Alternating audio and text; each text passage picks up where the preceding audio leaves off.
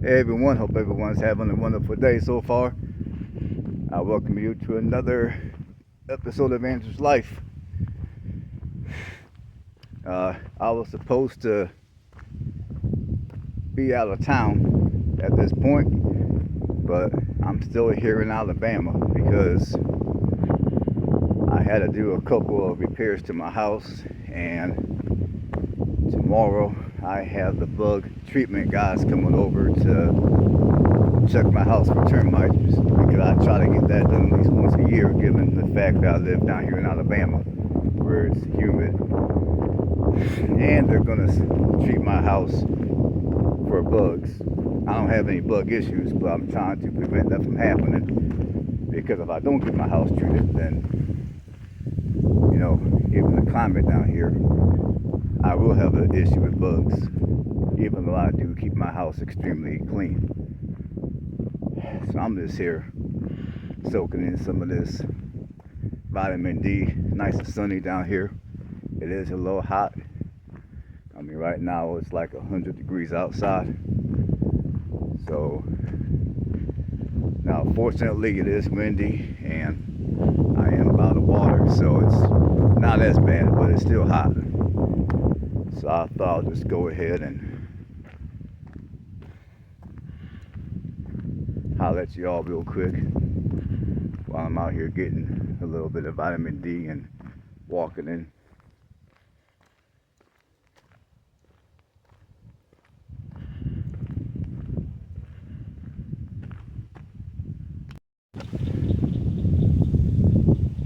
Yeah, anyhow, I would like to have another discussion about homelessness. Now, I made a video about, I want to say about 3 weeks ago, explaining why everyone should prepare for homelessness. And some of you seem to have understood where I was coming from. And some of you misunderstood where I was coming from on that video. So, and I'm pretty sure no matter what I say, no matter how I try to explain myself, some of you guys are gonna have your opinions, and you're gonna call this type of contents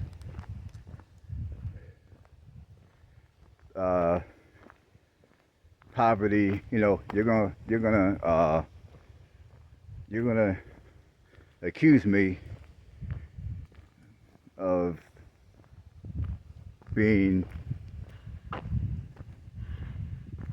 what's that, what I'm looking for. You're gonna accuse me of having a poverty mindset. That's what I mean to say. And for those of you that feel that way about my content, it is what it is.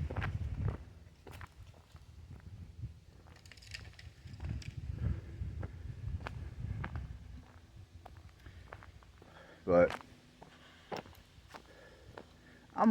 let me tell you guys why it is that everybody, and I mean almost everybody, should prepare for homelessness. Now, I don't know where to start. I'm going to start by saying this. I'm the kind of person that, yes, I do believe in thinking the best. Yes, I try to be optimistic about things that are going on in life. But at the same time, I try to be realistic. I'm the kind of person that has the think the best but prepare for the worst philosophy. Now, there's been a bunch of you guys that have discussed in the comments on that video that I made about 3 weeks ago. Everyone should prepare for homelessness. Now, some of you guys have suggested that there's nothing wrong with moving in with your family or moving in with your friends. And you're right. You know, there isn't in some cases. Now, there's people out here that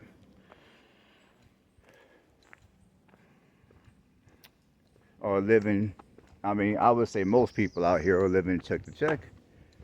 Most of us are only a check or two away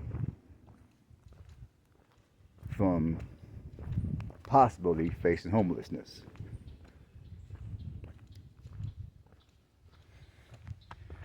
Most of us are only a health condition away from facing homelessness.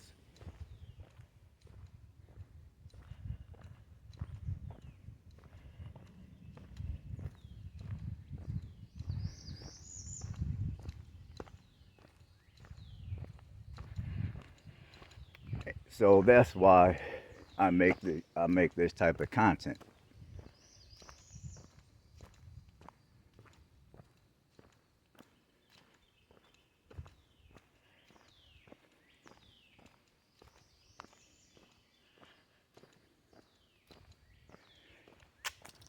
And as far as moving in with other people, rather be friends, family,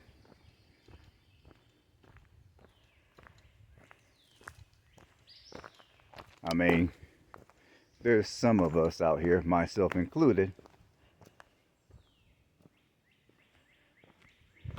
that are not fans of living with other people.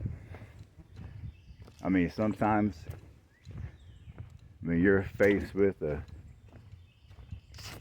some circumstances in your life to where your money gets low, the job market isn't quite cooperating with you, you've done everything that you can do that's right when it comes to job hunting, and the job market just isn't cooperating for whatever reason. You're trying to pay your mortgage, you're trying to pay your rent, you're trying to pay all your bills on time, you're trying to keep your lights on, but that time comes to where you run low on your money, and you know that it's next to inevitable that that day is going to come to where you will no longer be able to pay your rent. You will no longer be able to afford to continue to pay your mortgage.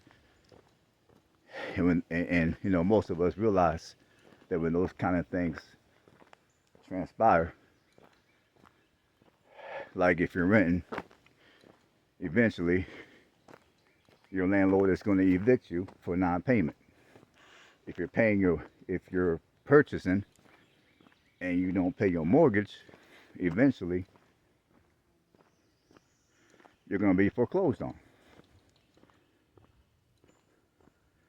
And some of you are probably thinking, okay, well, if you keep regular communication with your landlord, you keep regular communication with your bank, everything will be good.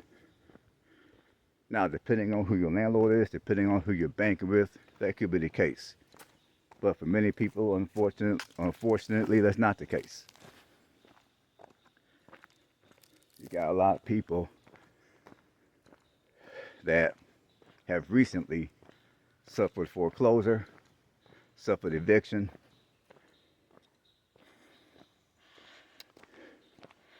and the goal which I have for videos like this is to provide some level of dignity for those who are going through hard financial times. And also, when it comes to your money getting low, rather than spending your last dollar on paying your rent or paying your mortgage, knowing that you're not going to be able to afford it,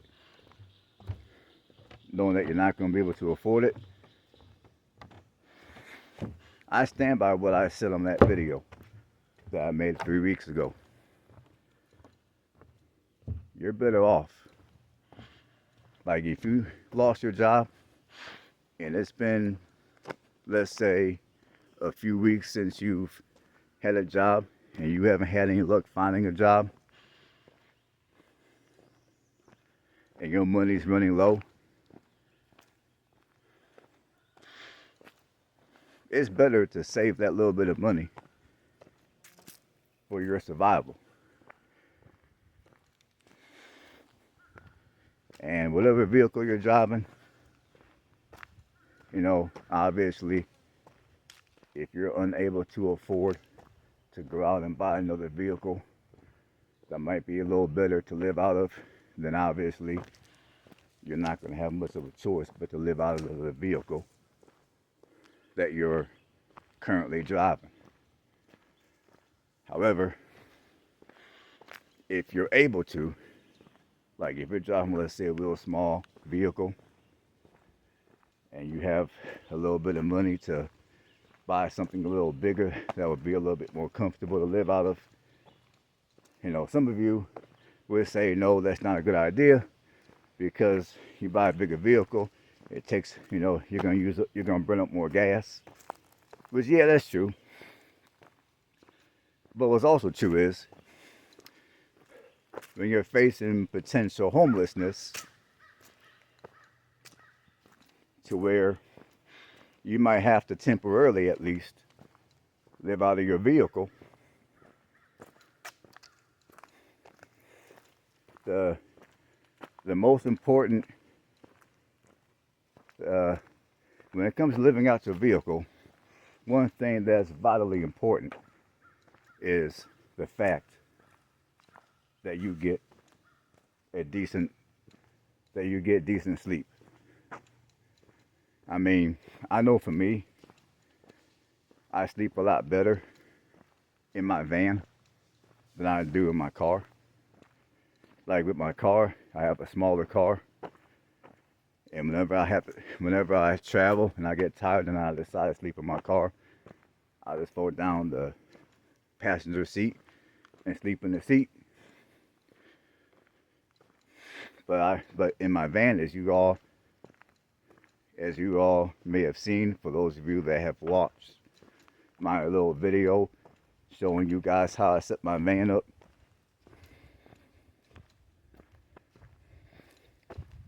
you guys know that I have a twin size bed in the back of my van, and that type of a setup is a lot more comfortable for me than sleeping in a car any day. Now, I realize that there's certain people that might take all the seats out. They might take out maybe their passenger seat and even their back row seats out of their car, and they might make some type of a bed. I've seen that before. And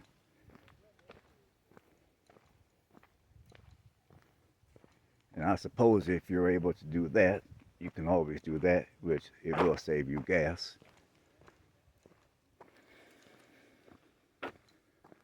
But I still say, if you're able to, if you can afford it, you're better off having a minivan or even a smaller SUV. That way, you got more headroom, you got more room to sleep, you got a little bit more room to store some of your important items, such as stuff to cook meals with, like a propane burner, a thing or two of propane, little small ones, of course, some clothing, and just some basic hygiene products.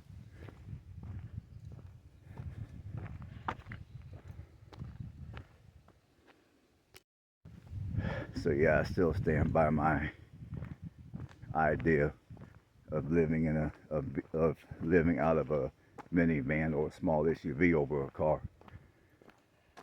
And also, sometimes when you live with other people, whether it be your family or your friends, I mean, sometimes family and friends could be the worst offenders when it comes to passing judgment against you, regardless of whatever situation you're going through. And also, when you have to resort to living with family or friends, another thing to take into consideration is you have to follow their rules. Because, you know, it's their house, their rules. Like if they tell you that you gotta be in there, you gotta be in by, let's say, 10 o'clock at night. If not in by 10 at night, they lock the doors. And once they lock the doors, you're out of luck. You're not gonna be able to get in until maybe 7 or 8 o'clock in the morning. Because you got people that do that just for the safety of their family, especially those who got children. And then and of course, there might be some other little rules that you might think are dumb and pointless, but regardless of what you think, it don't really matter because it's not your home. It's not your home, it's theirs.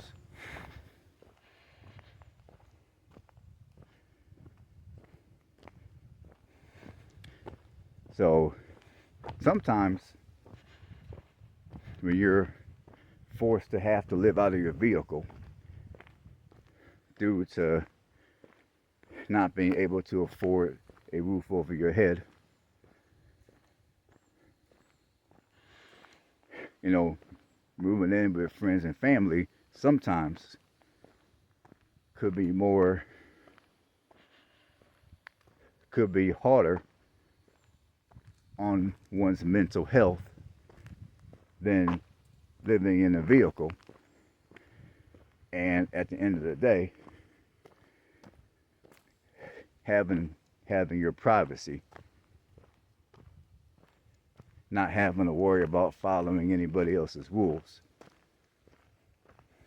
not having to worry so much about people who you're close to judging you, because that does happen.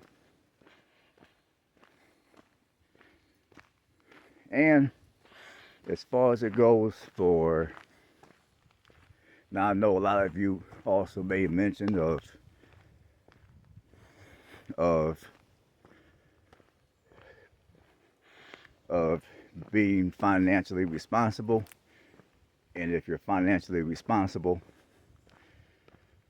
you won't have to worry about being homeless. And I would say for the most part, yes, that is true. But then again, sometimes, no matter how financially responsible you might be, no matter how savvy of an investor you might have been, you might be, no matter how well your job might pay, no matter how many jobs you might hold, as I've said at the beginning of the video, most of us are only a paycheck or two away from potentially facing homelessness. Most of us are only most of us are only one major health condition away from potentially facing homelessness. For those of you that got little ones, if your little one gets severely ill, sometimes you might have to quit your job and get another job, and that job might pay substantially less than what you was making at your other job. Or if, assuming that you have children and you're married to your significant other, one person may have to quit their job to take care of the kids, to take care of your child if your child gets severely ill. So there's all kind of situations that could transpire that will be beyond your control, regardless of your financial standing.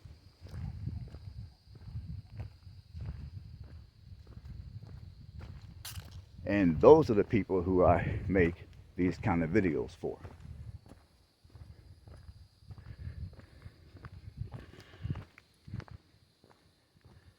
Because, you know, nothing out here is 100.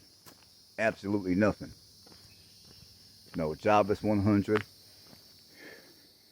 Nothing out here is 100. No matter what job you work, no matter what region of the country that you reside in, no matter how hard you hustle, nothing is 100.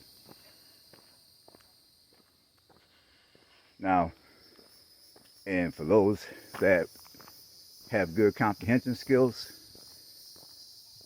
and you took the time to watch the entire video that I made of everyone should prepare for homelessness, the very first thing I said on that video was, if you have a job and things are working out, keep your job, keep working. If you're renting or you're paying a mortgage and everything is good, you can afford it, keep paying your mortgage, keep paying your rent. Stay in good terms with your landlord.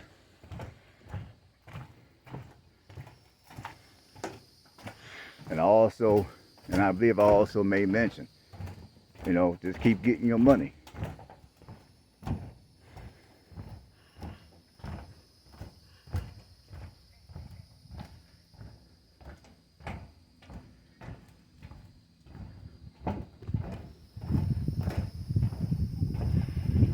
So, and then there's some of you that you were talking about how you invested in all these different things. Like you invested in crypto, you invested in gold and silver, which is all well and good. But again, that's not 100. I mean, there's people not so long ago that invested in crypto, which is nothing but a digital currency, and they lost 90% of their money.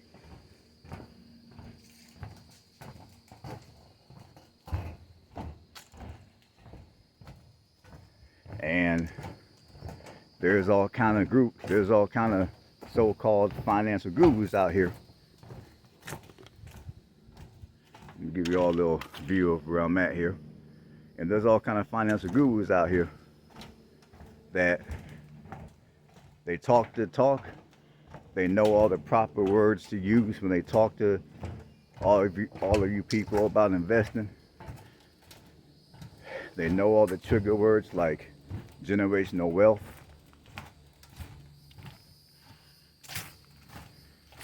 They know that most people don't want to work a 9 to 5 no more, so they feed off of that as well.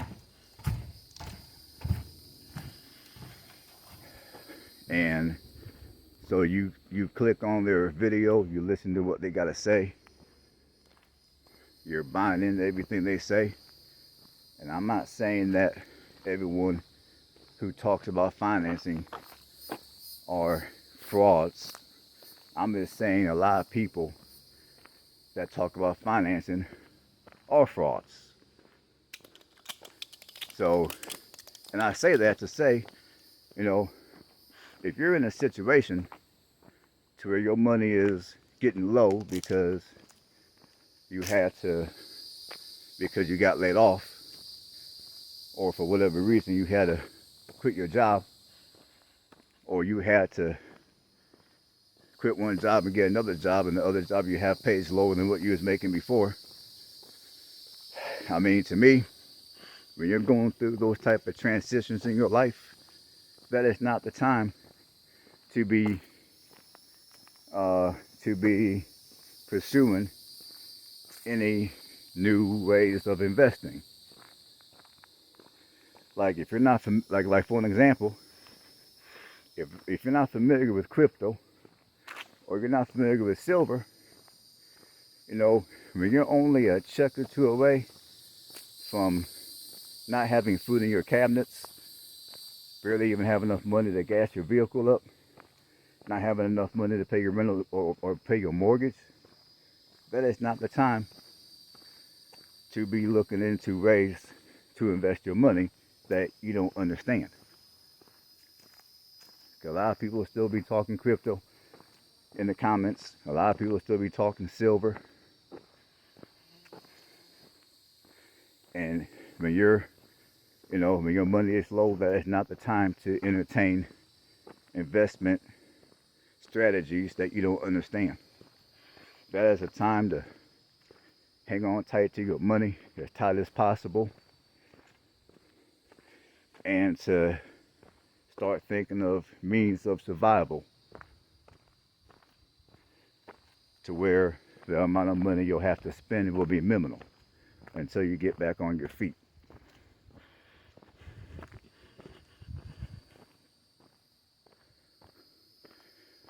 And I've had people in the comments on that video that I made 3 weeks ago talk about, well, that's, you should always keep your resume up. Keep it updated. Yeah, that's well and good. And that could be good advice. But what if there's no jobs out here to be had? What if, because you can have an updated resume all you want. But what if there's no jobs out here to be had? Then what do you do?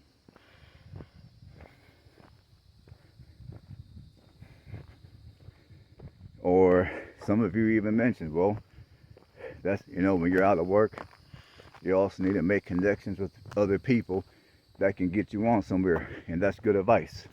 But then again, it's not 100 proof. You might know a whole crap load of people. And they might tell you go here, go there. Or they might put you on with their supervisor at their job. But what if the company that they put you on with are currently not hiring because maybe they're cutting back as well?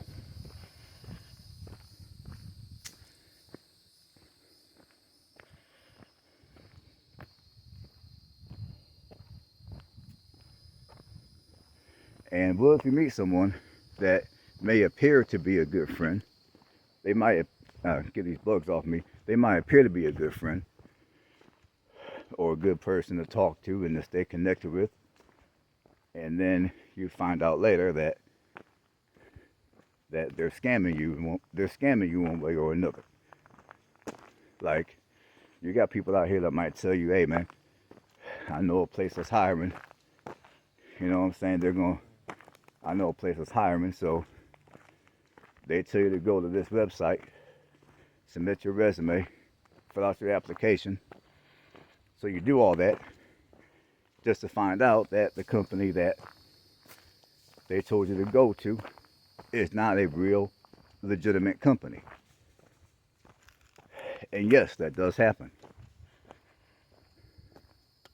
Now, why would anybody do such a thing? That doesn't even make any sense. Well, let me tell you. There are certain people out here that they will collect your information. They will collect your personal information, and then they will sell it to a third party for a profit. So that's something that you gotta be careful of if you're out here looking for work. And there's a lot, and sometimes when you go online and you look for a job, it may appear that a lot of companies are hiring, but then when you submit your resume or you fill out an application, you come to find out that half the companies that appear to be hiring are ghosts, or what you would call ghost positions. I forgot exactly how it was worded, how they word it, but basically they're ghost jobs. Those jobs don't really exist. They never did exist. They're just there to kind of, they're there for two reasons. A, they're there to collect your data, and then they'll take your data and sell it to a third party for a profit. B, when the government collects data of the unemployment rate sometimes, or the amount of jobs that are currently available out here. Sometimes they'll look at companies like on Indeed for an example, and if companies have positions listed on Indeed for an example, it will be assumed that there's jobs available when there really isn't, when really those positions are ghosts. They're not available.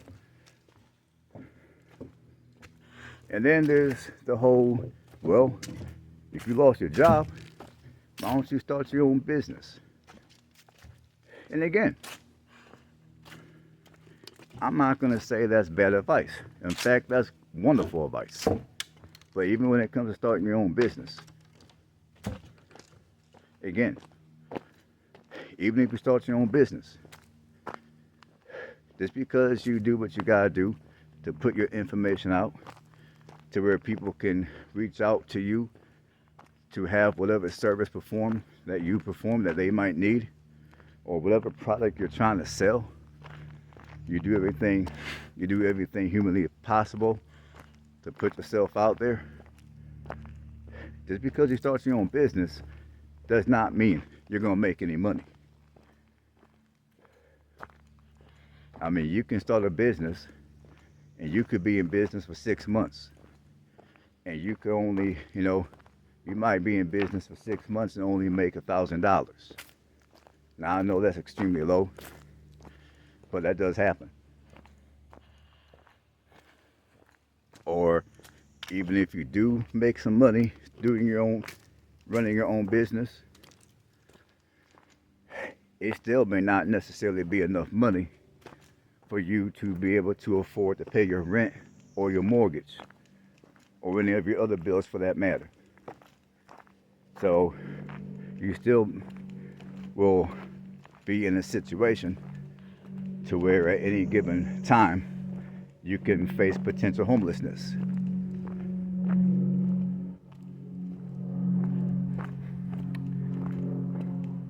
And I also noticed that there's a lot of you that appear to be extremely judgmental against people who are homeless. And the thing I find funny about you people is, some of you people that are extremely judgmental are most likely the very same group of people that are only a check or two away from being homeless yourself. And another thing you gotta look at is, when you look at the amount of people that sold their home because they can no longer afford to keep it, or they may have honored their lease and decided to not renew their lease because, again, they couldn't afford to continue to pay rent.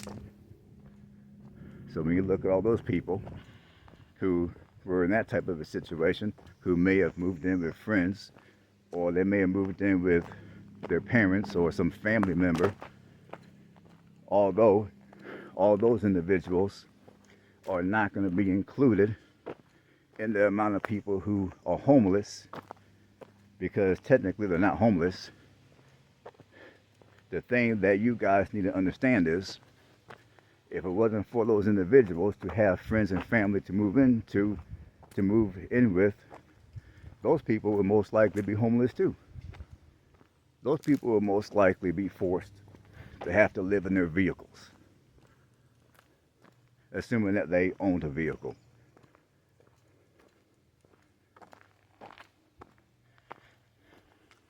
Now, some of you also mentioned how my idea to have a vehicle at all times was not a good idea. That if you want to save money and avoid homelessness, you get rid of your vehicle. You move to the city to where you're close to everything, and you get rid of your vehicle and you ride your bike, you walk everywhere.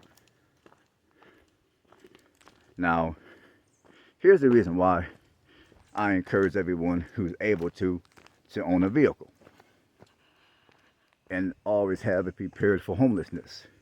Because see, when you get into a situation where you're homeless, See, if you have your vehicle to live out of, not only do you have a roof over your head, but you also have a mode of transportation to get to and from wherever it is you gotta go. Like if you're out here looking for a job, it's gonna be a lot easier to find a job if you own a vehicle versus if you don't own a vehicle. And if you own a vehicle, wherever else you gotta go, it's gonna be a lot easier. It's gonna be much easier to get to those places if you own a vehicle versus not owning a vehicle. And also, if you're living out of a vehicle as opposed to living out of a tent, as some of you suggested that people do. I mean, for one, if you choose to get rid of your vehicle and live out of a tent, if in the event that you become homeless, my question is, number one, where are you gonna put up this tent? Where are you gonna put up the tent? Now, I guarantee you, at least where I live here in Alabama, you try to put up a tent in someone's yard, you might be facing the barrel of someone's weapon. I'm just saying. And if you try to put up a tent at, let's say, at a state or a national park, many of those parks typically close at dark. So when they close, the rangers are going to come and they're going to do their walkthrough to make sure no one's in the park. So I don't think you'll be putting up a tent in the park either. So for those of you that think that it's smarter to be homeless with a bicycle and some camping gear in a tent as opposed to owning a vehicle, ask yourself those questions. Where are you going to put your tent? And not only that, but it's going to be a lot safer for you to sleep in your vehicle as opposed to sleeping in your tent. Because see, if you're in your vehicle and you look around and maybe you might not feel safe because you might have some sketchy characters close by, you can cut on your engine, hit the gas, and be gone. Not to mention that it's going to take more effort for someone to break into your vehicle and have access to your stuff or have access to you, as opposed to if you're in a tent and you've got some sketchy people around that might want to do bad things to you, or they might want to steal your stuff. You're going to be a lot more vulnerable living in a tent and your mode of transportation being only a bicycle than having a vehicle. That, of course, will be a lot faster than a bike, and will also provide you a lot more protection than a tent. And another thing you gotta take into consideration is, what if you end up having to face homelessness during the heat of the summer or during the winter, when the temperature, depending on what region of the country that you reside in, might be in the negatives, or you might be down here in the deep south to where the temperatures are in the triple digits. If you own a vehicle and you're living out of a vehicle,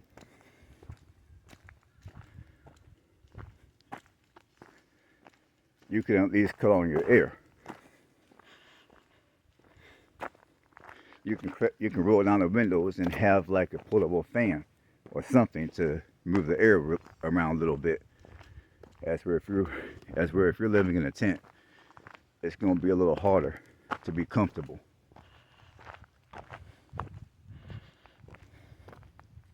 And for those of you that believe that living in a vehicle is a poverty mindset, I mean, honestly, that could be subjective. Now, me personally, I don't think being prepared for homelessness is a poverty mindset at all. When I tell you guys to prepare for homelessness, I'm not saying quit your job. If you're investing your money in an investment that you understand and you know about and you're comfortable with and you're making money in, I'm not saying to quit doing that. If you're able to afford to pay your rent, you're able to afford to pay your mortgage, I'm not saying to quit doing that.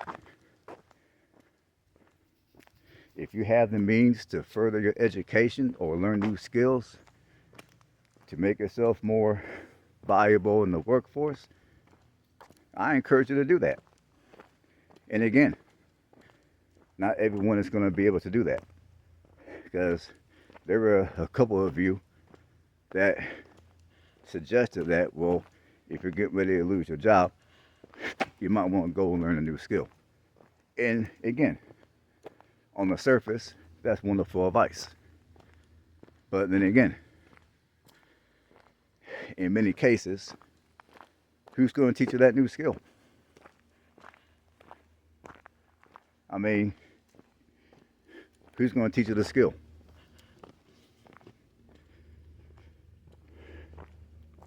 The last time I knew, it was not free to learn a new skill.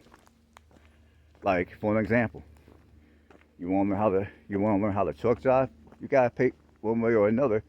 You're gonna have to pay for trucking school. You want to get into, let's say, nursing, you gotta pay for that stuff. It's not gonna be free.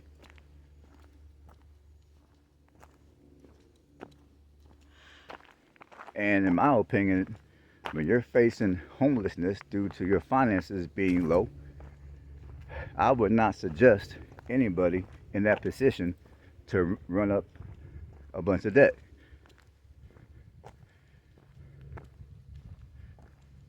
Now, some of you might be thinking, well, Andrew, you can always resort to Google.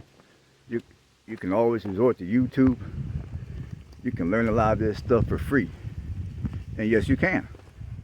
But again, here's the issue. So whatever skill you believe you need to learn to be more marketable in the workforce,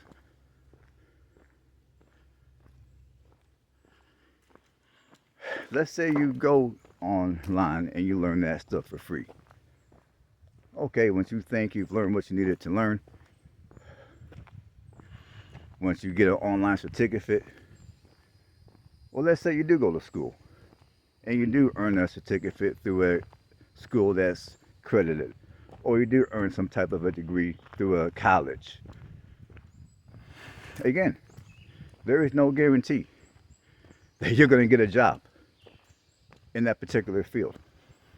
I mean, there's a lot of people right now that went to college, have bachelor's degrees, master's degrees, still can't find no damn job. So yeah, you can learn a new skill if you want, and it's not a bad idea to do so. But A, it's not going to be free, and B, even when you get that certification or that degree, there's no guarantee that you're going to be able to get a job in a timely manner to where you're going to be able to save yourself from not having to potentially face homelessness.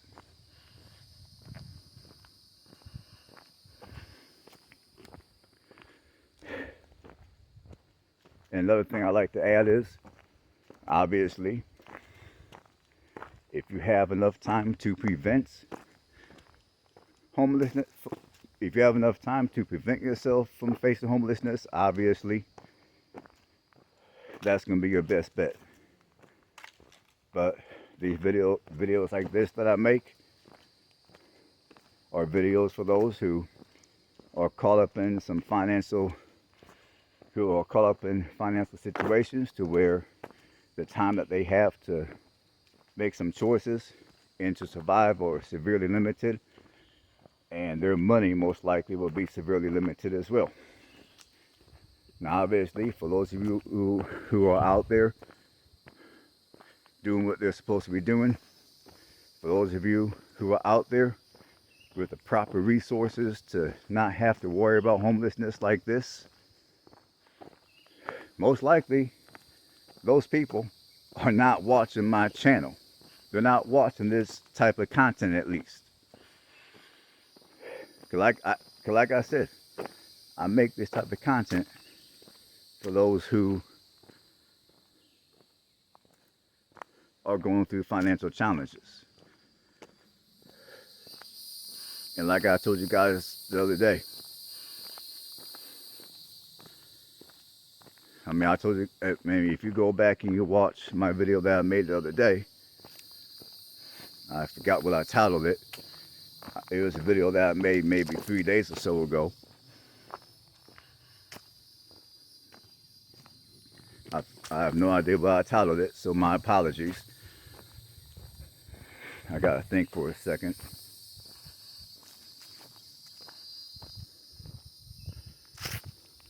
I can't think what I even titled that video.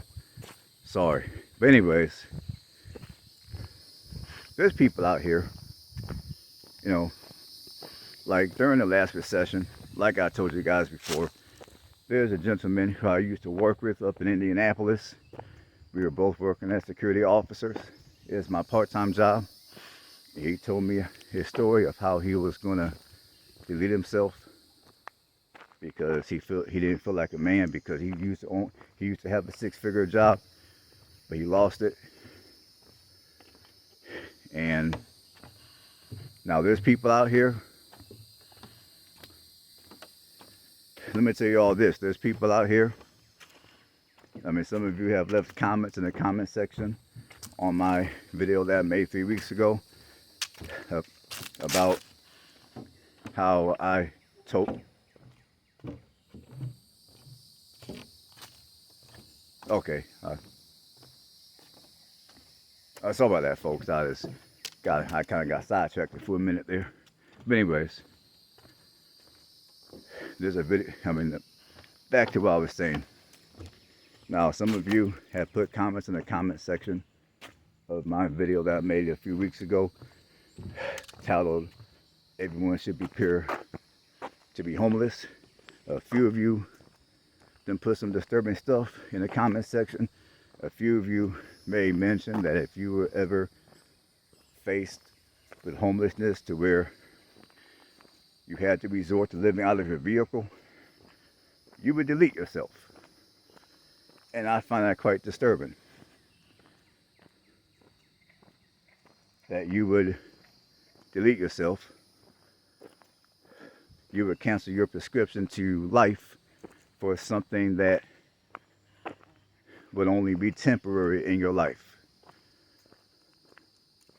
And that's another reason why I make these kind of videos. Because for those who are currently facing potential homelessness, rather than panicking, rather than being out here and panicking, not knowing what to do, not knowing what direction to go, not knowing who to listen to, they can tune in to my channel, watch a video like this, to where at least they'll have some of the basic fundamentals necessary to survive. And again, I'm not against going out here and making money. I'm not against furthering your skill set or your education to be more viable in the job market.